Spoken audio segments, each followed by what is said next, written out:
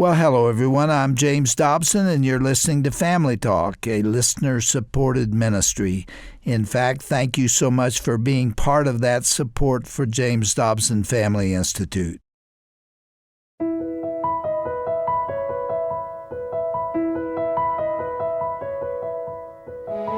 Well, welcome back to Family Talk. I'm Roger Marsh. You know, we live in a fast-paced world, and it can be hard to find time in our busy day to even take a short, meaningful break. This message is trickling down to our kids as well, and it's having a negative effect on them. Balance really is the key. I think about these words from the Apostle Paul to the church at Colossae in Colossians chapter 3, verse 17, when he wrote, "Whatever you do, whether in word or deed, do it all in the name of the Lord Jesus, giving thanks to God the Father through him." In addition, the home environment we create for our children has the biggest impact on their lives. Some things that can be damaging are conflict in the home, divorce, even drastic and sudden changes of any other type. In today's classic conversation here on Family Talk, Dr. James Dobson joins his dear friend Dr. Archibald Hart to discuss these factors that are damaging the mental, physical, and spiritual health of our children and teenagers. Now, Dr. Dobson and Dr. Arch Hart had been close friends for nearly 45 years. They worked together on many projects. Since the original recording of this program several years ago, Dr. Hart has been called home to be with the Lord Jesus, and his wife Kathleen is with him in heaven as well. Dr. Hart was a renowned clinical psychologist and a certified psychopharmacologist. He served as dean of the School of Psychology at Fuller Theological Seminary in Pasadena, California for many, many years. During his tenure there, Dr. Hart taught many classes, including for the Doctorate of Ministry program. He published over 30 books, including titles like The Anxiety Cure, The Digital Invasion, and Adrenaline and Stress. Today's discussion centered around Dr. Hart's book entitled Stress and Your Child. So let's join Dr. Arch Hart right now with our own Dr. Dobson on this classic edition of Family Talk. We don't teach children how to relax. We only teach them how to work. When they are relaxing, when they're taking things a little easy, when they're just lying on a bed, listening to some music, we go at them and say, get off the bed. There are things to be done. You shouldn't sit around. Life's passing you by. Because the whole theme of the book has to do with the fact that serious stress disease in later life has its origin in childhood. Yeah. Stress doesn't begin in your 20s or 30s or 40s. It begins in your 10s and maybe your teens. It occurs to me, Arch, that our kids are a whole lot like us. And it's really kind of naive to think that our kids are immune to that and aren't caught up in it. And there are many factors that create stressful environments for children. There's the child, him or herself. There is the environment. There is the family. And, it's so wonderful to be talking about stress in the context of the family, because I think that is the arena in which most stress occurs.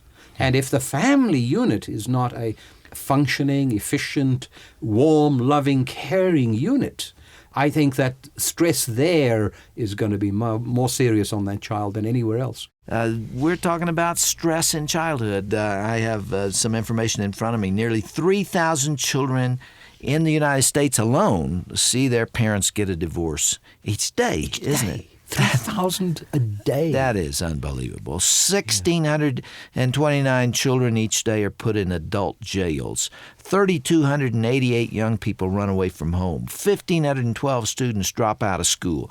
And 7,742 teens become sexually active every day. I mean, the stress level is incredible. It's enormous. And parents are just not recognizing their children's stress. We have this blind spot, I think, Jim, about our children. They'll do fine. They're okay. And until one day maybe something serious happens. But I think that the average parent is just not aware of the fact that they are laying the foundation in their child's youth for serious stress problems later in life. Arch, this subject is so coordinated with the previous discussion we had on adrenaline and stress in adults that I'd like to start this second program by going back to that discussion and giving parents just a little information that we discussed in a 2 or 3 day program before. You really see stress being related to disease and particularly heart disease, in terms of the kind of lifestyle we live, and that adrenaline plays a key role in that. The heart disease is the most serious health problem we have. More people die from that than anything else. I wish you hadn't have said that. But in my understanding, the essence of the stress problem is really over-arousal. It's having too much of that good stuff we call adrenaline circulating in our bodies. You see us That's getting the arousal addicted hormone, on and that. we can become addicted. We are an addicted society, and people who would drop from fright if they thought that they were drug addicts are in fact addicted to this powerful hormone we call adrenaline, and that lies behind the type A personality, lies behind the fast track phenomenon, and is the essential ingredient in all stress disease, whether you look at headaches or stomach problems or high blood pressure or the depositing of fatty substances in the arteries. It's part of this reaction that God created us with to deal with emergency. But life is not an emergency, or at least should not be one long emergency. So he didn't intend for us to get up on that plane and stay there. Adrenaline is intended to ebb and flow and ebb and flow. Mountains should be followed by valleys. Yeah. And the concept of the Sabbath, so forth, is the concept of a time for rest and recovery.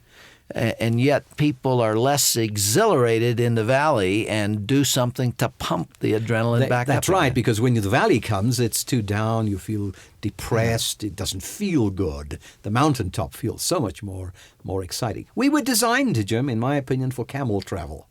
And most of us are trying to be supersonic jets, and we cannot. I mean, that's the essence of the stress problem. And as it applies to children, is that we don't give them those valleys sufficiently. We take away the valleys. We put them on a mountaintop, and it becomes one long plateau. For these kids, and then that does fine until your mid-30s or late 30s or early 40s, and then you pay the piper.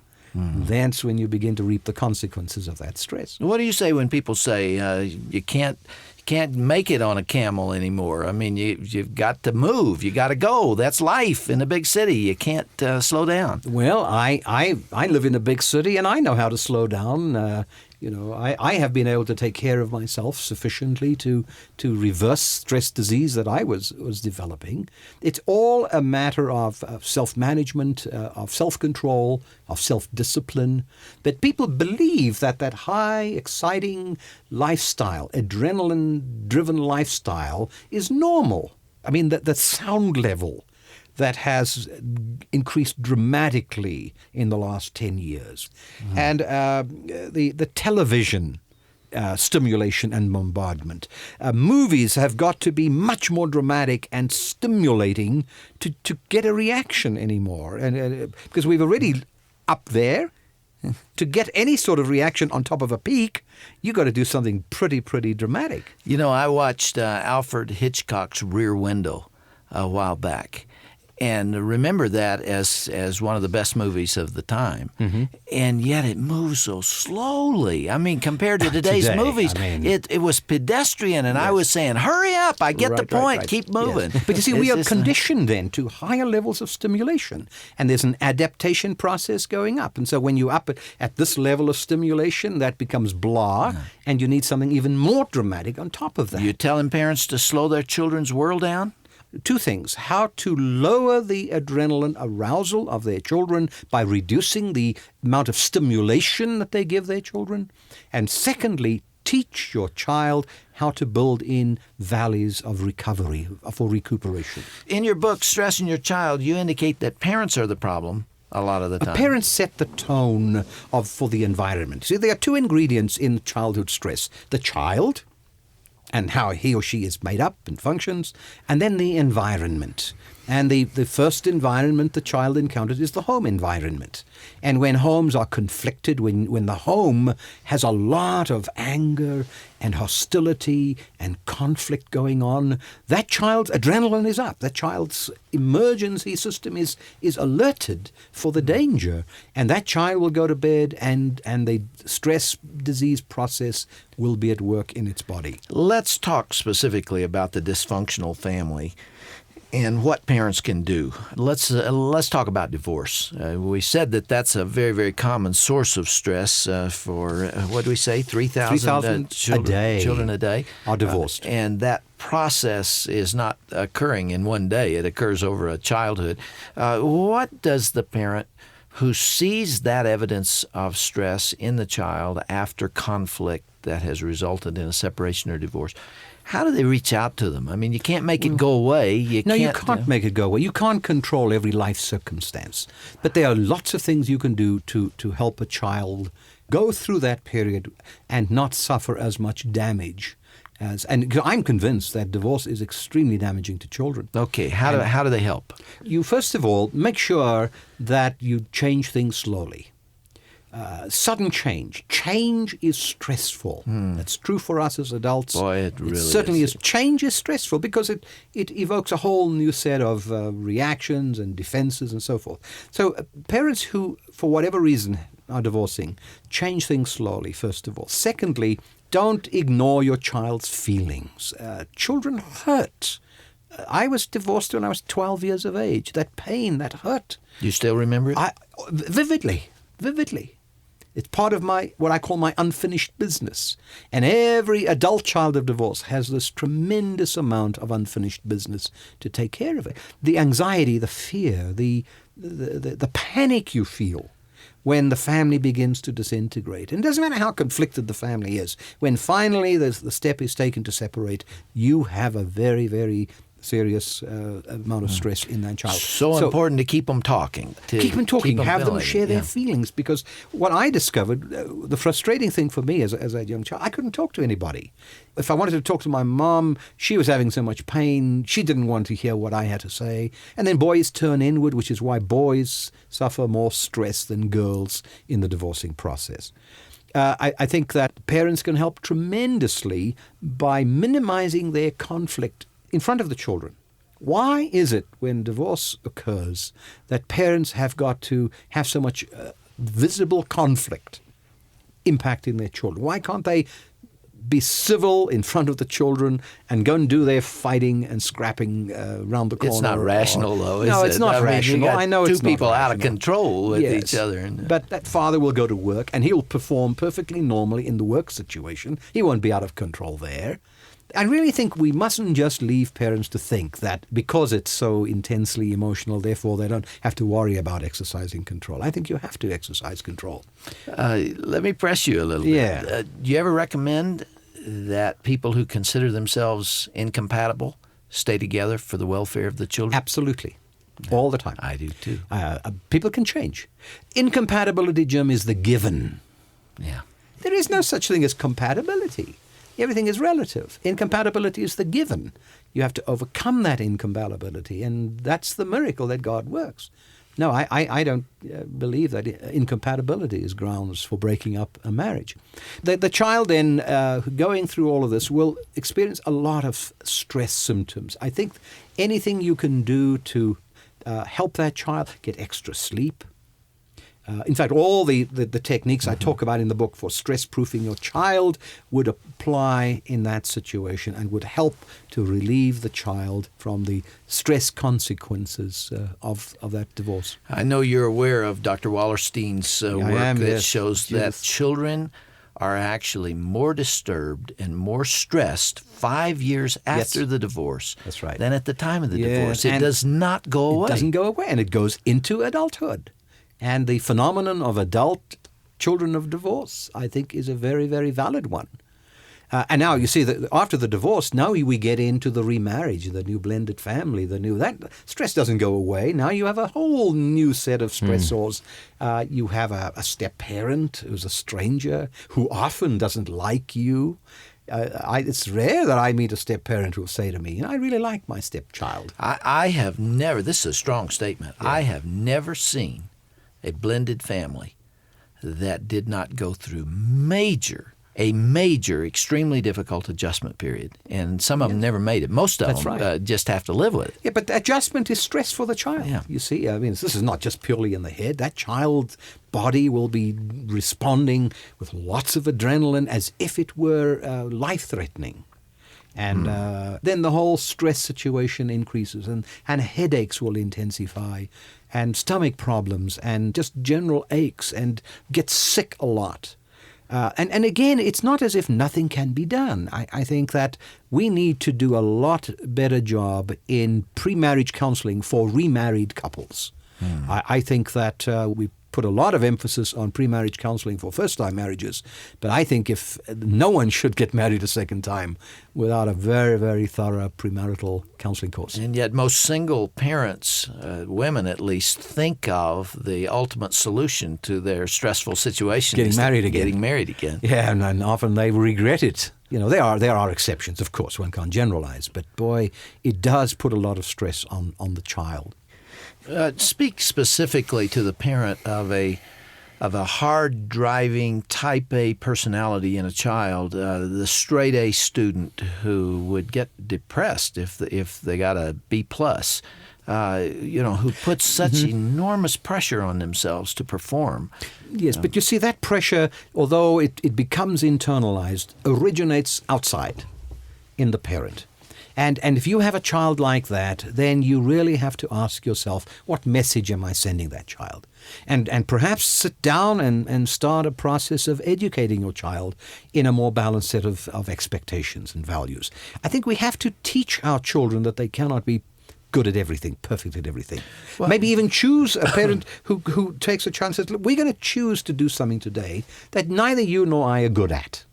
And we're going to do it just so we can learn that it's okay not to be perfect at something. Academic institutions reinforce that kind of performance in a they type do. A child, too, though. It's They not do. just parents, is it? I mean, It's not just parents. The whole system does it. Teachers, write letters to the parents saying how great the kid is, and Yes. he gets a lot of reward and feedback. That's right. Relatives say, Yeah. straight A's, my goodness. And if a child has it, that's not a problem. But even for the brilliant child, I think that child whose father, say, has been able to communicate to that child that the performance is not the ultimate value. I know you've given it your best. And if you come in with a B-, C+, D, or F, I know you've given it your best, and I will value the same for that. Is teaching that child, is stress-proofing that child. This is what I talk about in the book as stress-proofing. It's like taking a piece of cloth and making it waterproof, dipping it in certain chemicals. We need to take our children and dip them in certain experiences, certain attitudes, certain behaviors that will one day shed the stressors. So a child who knows how to receive criticism, positively, constructively. The child who knows how to fail graciously and learns from that failure. The child who understands the role of forgiveness in all of life. I mean, that child has a fantastic set of resources with which to live. And that all directly relates to the stress phenomenon. And it is parents who shape that, who develop that, and then often have to counteract the other influences of the school system and so forth. And we have to be intentional about how we do that educating of our children. I have never found a real good way to put this thought into words, and I'll probably fumble with it today. But for the child who has the other problem, the other end of the continuum from that hard-driving type A, straight A mentality, the child who does not have the self-discipline to carry that daily responsibility, and he's a classic underachiever. That child's under a lot of stress, too. He looks lazy. He looks like he's floating. He looks like he doesn't care.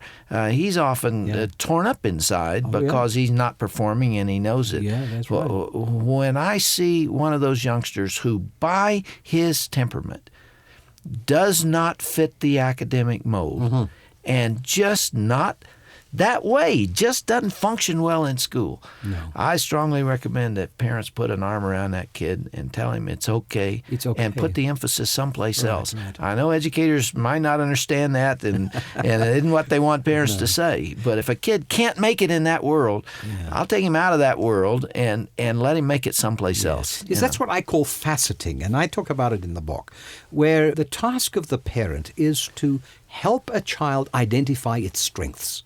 Now, in my opinion, there is no child on God's earth that doesn't have some strengths, some talents that could be developed. Now, book learning may not be where it's at, but how do you know that child doesn't have tremendous craftsman skills, who couldn't carve or make beautiful furniture or paint or sing or dance, or has such couldn't have a beautiful personality that can minister to others? I think that we bring to parenting, and this causes stress in children, preconceived ideas, plans that we've drawn up for how we want our child to turn out. And I think we have some to modify of that's related those to our own peer pressure. Peer pressure and our own unfulfilled dreams and ideal self. The parent who can be honest and say, I will start at the point of discovering my child's strengths. And we did this with one of our daughters. She was the one who didn't have a beautiful singing voice. And, it would have been wonderful if we could all have formed this wonderful quintet, She didn't have a good singing voice. And she was beginning to act out. And then we turned it around and we began to value the few things she could do and do them well. And suddenly, she began to blossom. See that little flower open up? It begins to blossom. It's fascinating. It's the process by which you take the dull diamond and you begin to put the bright faces on it and then begin to bring out the brilliance.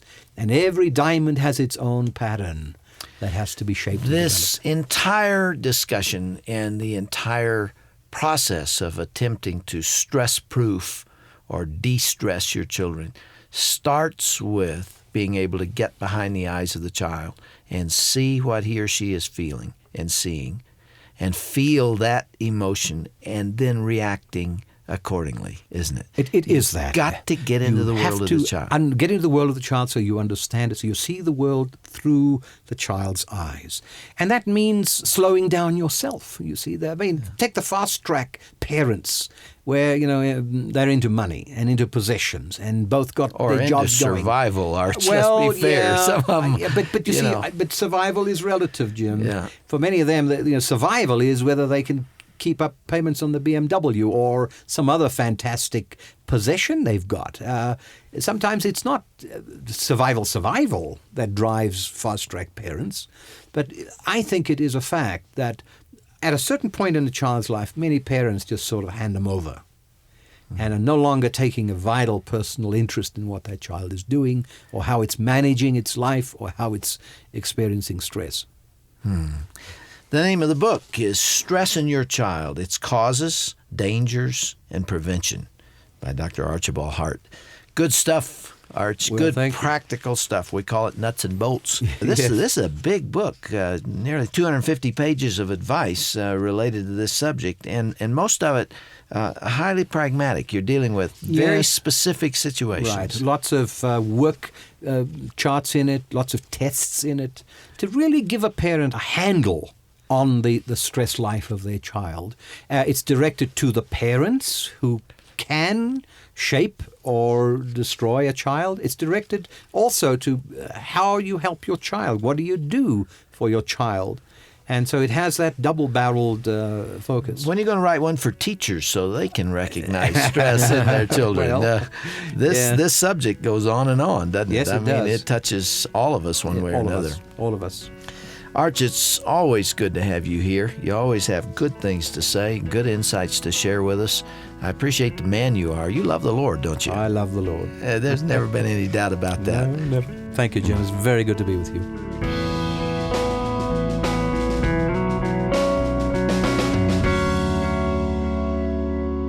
Well, what an insightful broadcast we have heard these past couple of days here on Family Talk. I'm Roger Marsh, and I hope you learned something from this classic interview, especially if you are a parent. You know, a child's mother and father play critical roles in how they approach and deal with stress. You can visit our broadcast page for more information on how to get a copy of Dr. Hart's popular book called Stress and Your Child. Go to drjamesdobson.org for more information. Once you're there, you'll also find a link for Dr. Hart's organization that continues to support families. You'll find all of this when you go to drjamesdobson.org and then click onto the broadcast icon at the top of the page. We would love to hear how these insightful programs are impacting you and your family, and you can let us know when you go now to Family Talk's Facebook page and comment on today's broadcast post. We appreciate hearing how these interviews with our many guests are encouraging you and your family. So visit facebook.com and search for Dr. James Dobson's Family Talk. Then leave your comments and thoughts on today's broadcast post. And please know we look forward to hearing from you. Well, that's all the time we have for today. I hope you'll join us again next time right here on Dr. James Dobson's Family Talk. I'm Roger Marsh. Thanks for listening. This has been a presentation of the Dr. James Dobson Family Institute. Hi, this is Dr. Tim Clinton for the James Dobson Family Institute. At the Dobson Family Institute, we're committed to helping you understand the importance of passing on your faith, not only to your children, but to your children's children too. Check out drjamesdobson.org today for helpful hints, tips, and advice to help make this happen. Remember this, your legacy matters. Tuning into your favorite ministry or catching your favorite talk show. These are just a couple of reasons why more than 80 million Americans depend on AM radio monthly. Visit dependonam.com to help keep AM radio in vehicles for the next generation.